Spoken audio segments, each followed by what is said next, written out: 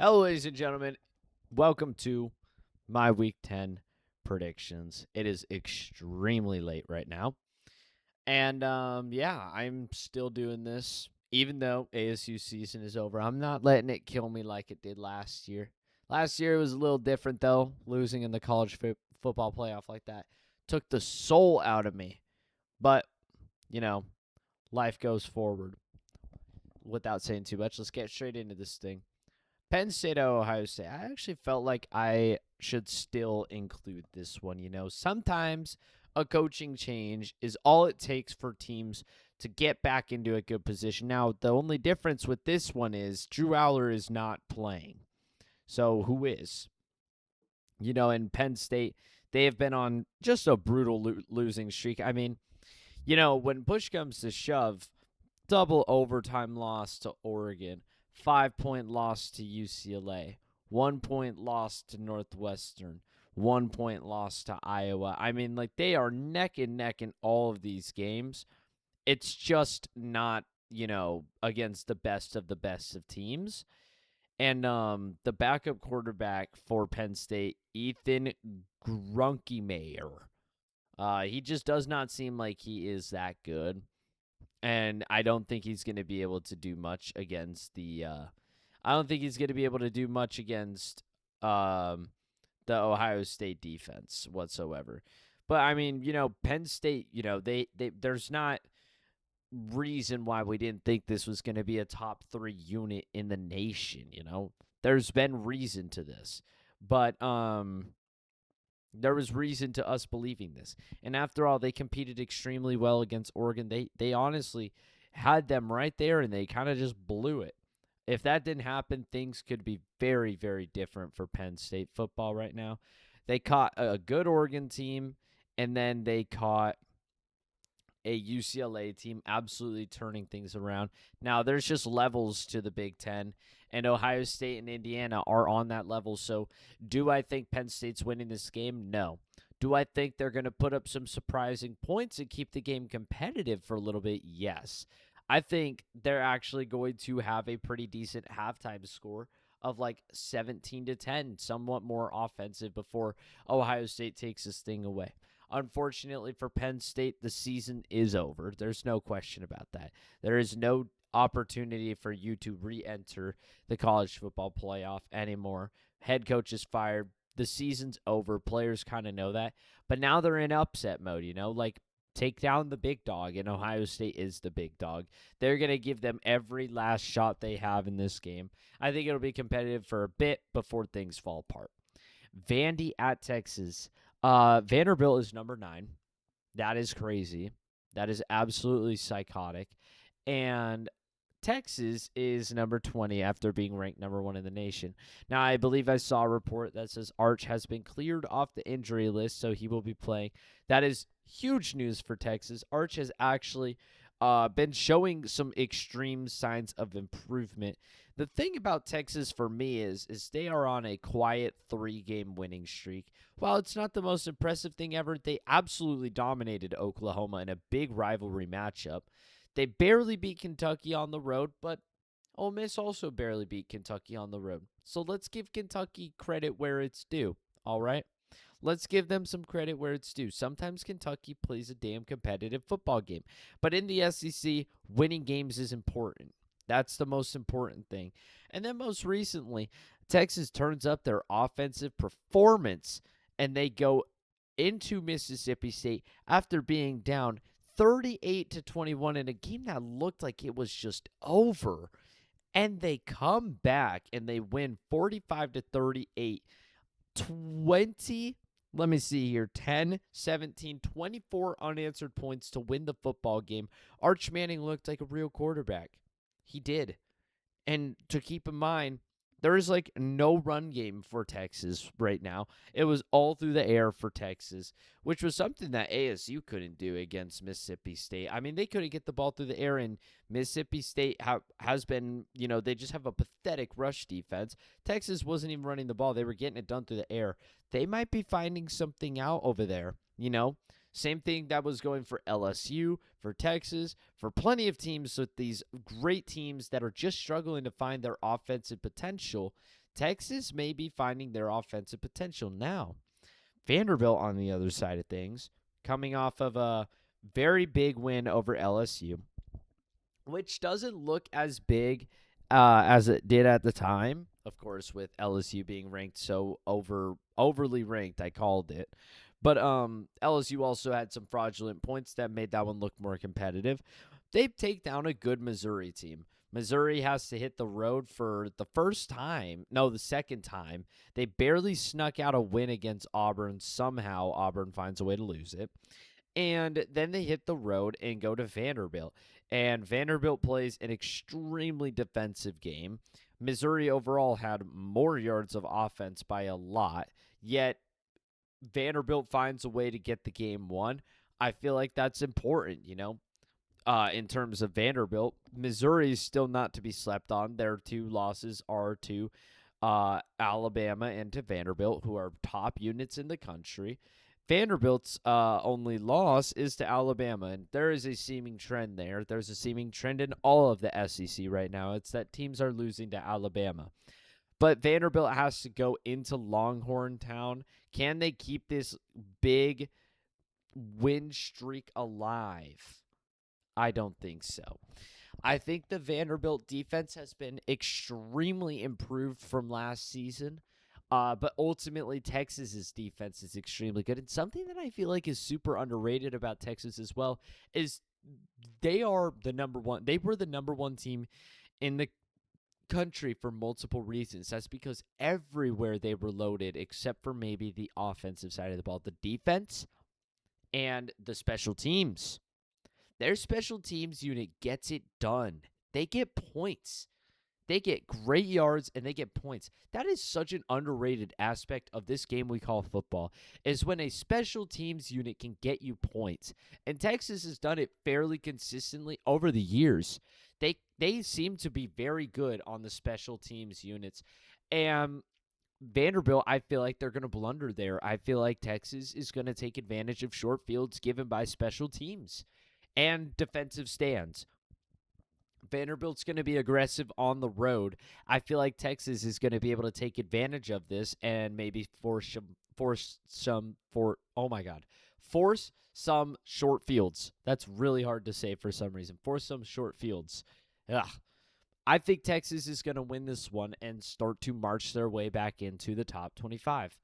Miami at SMU. Dude, I was talking about SMU in one of my prediction videos like the other week, talking about their sorry for that loud noise. Talking about their game against Clemson and how that could pave them into a path back into the ACC championship. And what does SMU do? They drop one to Wake Forest, which now Wake Forest lost to NC State, puzzling there.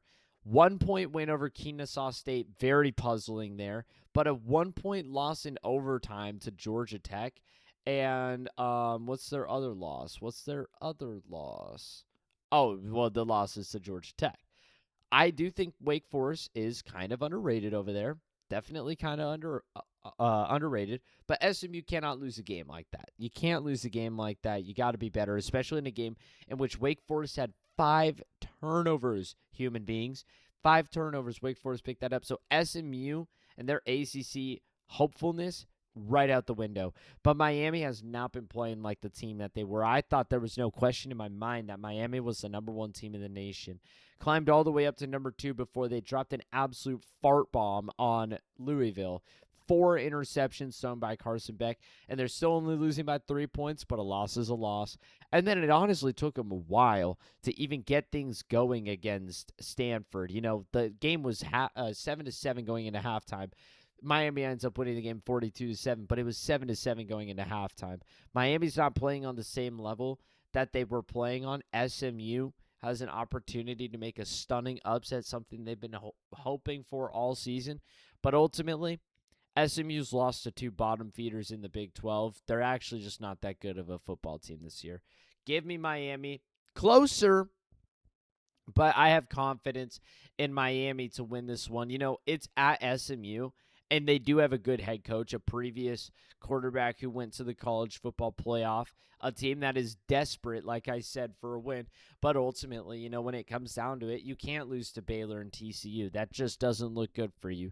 Losing to two teams in the Big 12, which is not even like a top conference, and Baylor and TCU are not even that good teams in the conference. They're mid. And you lose to both of them. And then you lose to Wake Forest. It's like SMU is just mid. Now, Miami just hasn't been playing on that level that they were playing at the start of the year. And especially, I feel like in a road game scenario, they've been playing tough games at home. Now you got to play on the road. If Carson Beck can't figure things out quickly, this could snowball. I do think Miami gets the win here, though, and don't let the final score deceive you. I feel like it'll be like Miami by like 14 the whole game, but give me Miami. Georgia versus Florida. Rivalry matchup. I think this one is played in the Jaguars Stadium. I'm not sure. But Billy Napier's fired. Another situation in which it's like Penn State, the absolutely talented team for Florida. Very, very talented. Even though I said they shouldn't be ranked that highly in the top 25, they have the unit for it. Their defense is absolutely dominant. Who has Florida even been playing recently? Florida's 3-4 right now. 2-point win over Mississippi State, domination by Texas A&M, a win over Texas. Yeah, I mean, listen, Florida has only played the top competition, like Miami, A&M, a loss to LSU, and South Florida those were the bad ones in my opinion. But overall, you're losing to Miami and Texas A&M, two top units in the league. That's two of your two losses or two of your four losses. The other two were puzzling, but that was when Billy Napier was playing like poop. And ultimately, Florida maybe with a new set of leadership can maybe make a spark. Something that has been very weird for me this season is Georgia. It's just so ridiculously hard to put a finger on them. They shouldn't even be winning the game against Tennessee, but they are, and I think it is huge that they're winning that game. But they aren't even supposed to win that game, but they do. And then they lose a game that you should expect them to win against Alabama. They lose it in their home stadium. They kind of got blessed by the referees in the Georgia Auburn game, who are permanently suspended from reffing in the SEC. Those refs are literally basically fired after how bad that game was. And then they play a good game against Ole Miss, in a game that Ole Miss was leading the whole way, but Georgia finally shut them down in the fourth quarter in their home stadium. It is very hard to put a finger down on Georgia right now because the loss to Alabama in your home stadium. Alabama's a really good football team, so I'll give them credit for that. Cheated out of a game by the refs against Auburn, and two other games that are puzzling are the Tennessee and Ole Miss because those two teams just don't really have good defenses. They just don't really have good defenses. So what's it going to be like when this Georgia offense runs into a stonewall defense like Florida? I wouldn't put Alabama and Florida's defenses on the same level. I feel like there is definitely better defenses in the SEC than Alabama's. You could correct me if I'm wrong on that, but I feel like there's better defenses. Florida, LSU, Florida, LSU for sure have two top defenses in the SEC, in my opinion. Texas A&M also maybe could have it. Oklahoma for sure, maybe even Missouri. But when it comes down to it, is Georgia going to be able to score points? I say yes. I say Gunnar Stockton. There, like Kirby Smart said, there's a lot of naysayers out there about Gunnar Stockton. I think he's actually been playing super well for Georgia. DJ Lagway, trying to get things turned around. I do think this game will be more competitive by Florida offensively, but ultimately I feel like the momentum is just going to shift into Georgia's favor in late game. And after all, they've got the greatest head coach in the game right now. It's crazy that we're not saying about Saban anymore, but Smart, as of right now, is the best coach in the league, in my opinion. Cignetti's probably coming for that spot within the next couple years, but Kirby is definitely one of the best coaches right now. You got to coach against that. That's a hard task. That's a tall task. But yeah, give me Georgia, but a fun matchup for sure. Texas Tech at Kansas State. This is a super underrated matchup. People have been sleeping on Kansas State with for all the correct reasons. I mean, Kansas State started off horribly, lost to Iowa State, barely beat North Dakota, lost to Army, and a loss to U of A. Barely, like, terrible games. Bounce back with the first conference win against UCF, lose to Baylor on a blocked field goal, beat the crap out of TCU. Most recently, absolutely killed Kansas by the exact same score, or at least I think, yeah, by the exact same score that Texas Tech beat Kansas by, except Kansas State was on the road. I feel like this is Baron Morton is returning for Texas Tech. Baron Morton goes out, Texas Tech is done. Their backup quarterback is out for the year. So if Baron Morton goes out anymore, it's over for Texas Tech, honestly. I think Kansas State's going to play a super competitive matchup against Texas Tech. It feels like a trap game with Kansas State's very puzzling record. I think Texas Tech will get the win, but I do think this one will be super entertaining and close. Texas Tech, they have a top unit in the league. They have a top defense, top offense. When Baron Morton is playing, it is a Texas Tech team that is different now. I do really think it is just kind of crazy how much the difference is between, your redshirt freshman that's literally going to be your quarterback for the next 2 or 3 years, and you can't even put any form of reliability into him. But still, I mean, if Baron Morton is that supposed guy like Texas Tech fans have been saying, then Texas Tech should absolutely show out like they were at the start of the year. So give me Texas Tech here, but expect a really good matchup, maybe even an upset. Oklahoma at Tennessee, uh, all-time very good offense with a very bad defense meets very, very, very good defense with a very puzzlingly bad. I've been saying puzzling a lot with a very suspiciously bad offense. You get John Mateer at quarterback, who was just an offensive machine at Washington State. And he just has not been putting up the production here at Oklahoma. The offensive production, in my opinion, for Oklahoma has just been so underwhelming. Oklahoma's down to number 18. They put up a big 6 points on Texas, 26 against South Carolina and against Ole Miss, 24 against Auburn, a bunch of points in that game. That game was also a ref shithole. And then 24 points against Michigan. I mean, Oklahoma won. Hasn't really played the toughest of competition except for Ole Miss, but they lost to Ole Miss, and then they lose to Texas. And, I mean, yeah, like they should be at the bottom of the top 25, like relatively down there. And their offense just can't get things moving. Now, I do think that the offense is going to play a little better. I hope so at least. But ultimately, Tennessee in their home stadium is just another breed of football. They should have beaten Georgia, okay? They should have beaten them.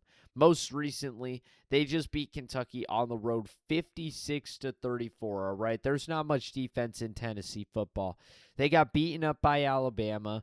They barely beat Arkansas by 3 points. They let UAB drop 24 on them. Like, there's not much defense when it comes down to Tennessee football, all right? There's not much defense at all. So this could be higher scoring, but ultimately, Oklahoma's offense has been struggling super, and Tennessee's defense has been struggling super. So I think it's going to level out in a pretty normal playing field. Give me Tennessee, though. And I think this is the last game that I put on here. No, I got one more after this. USC at Nebraska.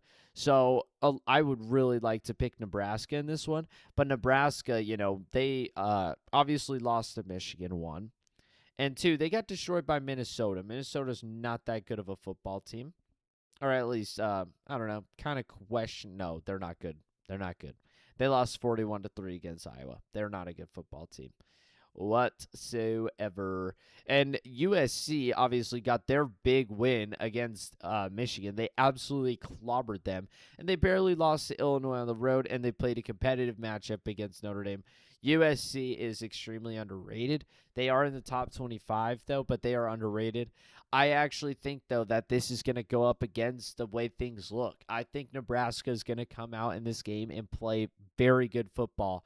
but I think this is going to end in typical Nebraska fashion, just falling short of a big win. You lose by 3 to Michigan. You had it, or not really. I mean, you caught a Hail Mary, but still, like, things were looking good, and you just couldn't finish it. You get into the top 25 finally, and you just get blown out the door by Minnesota. And now it's like you got a big matchup here, top 25, to get yourself back into the top 25, make a statement win. It'll look like you're about to do it before you let USC come back and take a close victory. That's been Nebraska football as of really recently. Even when they were 3-9, they were losing every game by just like a touchdown or a field goal. So give me USC in a very close one.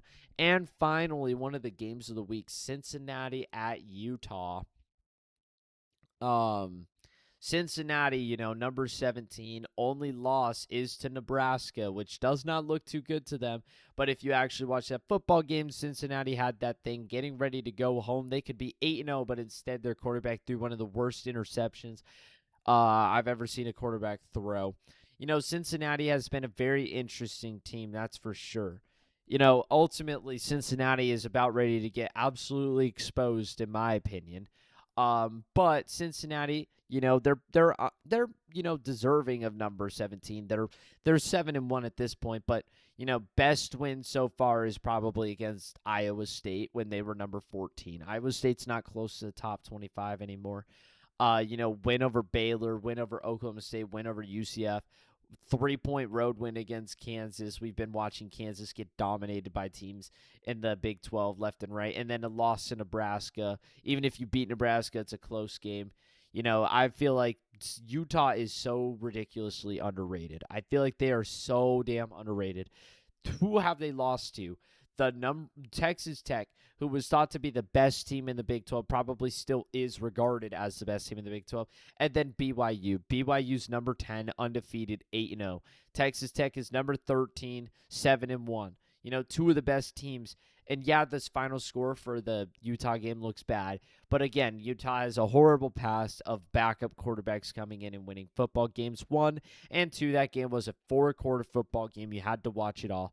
And then, of course, the game against BYU. Utah had more everything than BYU.